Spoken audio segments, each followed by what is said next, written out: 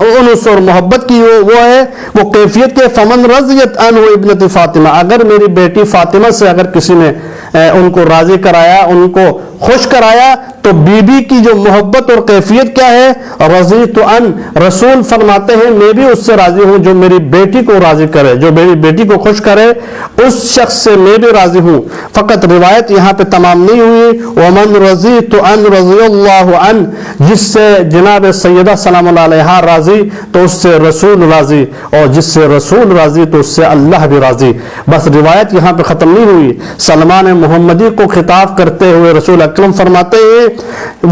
ہیں ومن غضبت علیہ فاطمہ، اگر کسی سے جناب سیدہ ناراض ہو جاتی ہے، اگر جناب سیدہ کسی سے غضبناک ہو جاتی ہے تو غضبت علیہ، میں رسول بھی اس سے غضبناک ہوں، میں رسول بھی اس سے ناراض ہوں جس نے سیدہ کو ناراض کرایا، جس نے فاطمہ کو ناراض کرایا۔ اور اس کے بعد ومن غضبت علیہ غضب اللہ علیہ، اگر جس نے مجھ رسول کو غضبناک کیا، جس نے مجھ رسول کو اذیت پہنچائی، اس نے اللہ کو اذیت پہنچائی۔ یا سلمان ویل لمن یظلمہا، اے سلمان میری بیٹی کے ساتھ جس نے بھی ظلم کیا ہے اس پہ لعنت ہو،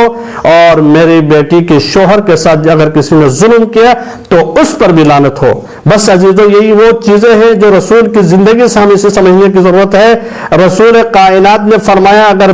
فاطمہ کی محبت تمہیں چاہیے تو دنیا کے ہر کام کو چھوڑ کے ایسر ترین مقامات بتایا کہ موت کے وقت فاطمہ کی محبت کام آئے گی، صراط کے وقت تمہیں فاطمہ کی محبت کام آئے گی، محشر کے وقت فاطمہ کی محبت کام آئے گی، قبر میں تم جناب فاطمہ کی محبت کام آئے گی۔ اگر فاطمہ کو راضی کر دیا تو گویا ایسے ہے رسول کو راضی کر دیا، اگر جس نے رسول کو راضی کر دیا اس نے اللہ کو راضی کر دیا، اور جس نے اللہ کو راضی کر دیا وہ دنیا میں بھی فلاح پایا اور آخرت میں بھی وہ کامیاب ہوا۔ بس عزیزو جو بھی شخص دنیا کے اندر چاہتا ہے وہ سید کونین کی سیرت پر عمل کرے اور اس عمل کے ساتھ زندگی کو آگے بڑھائے۔ اللہ تعالی ہمارے اور آپ کے تمام اعمال قبول فرمائے۔ والسلام علیکم ورحمۃ اللہ وبرکاتہ۔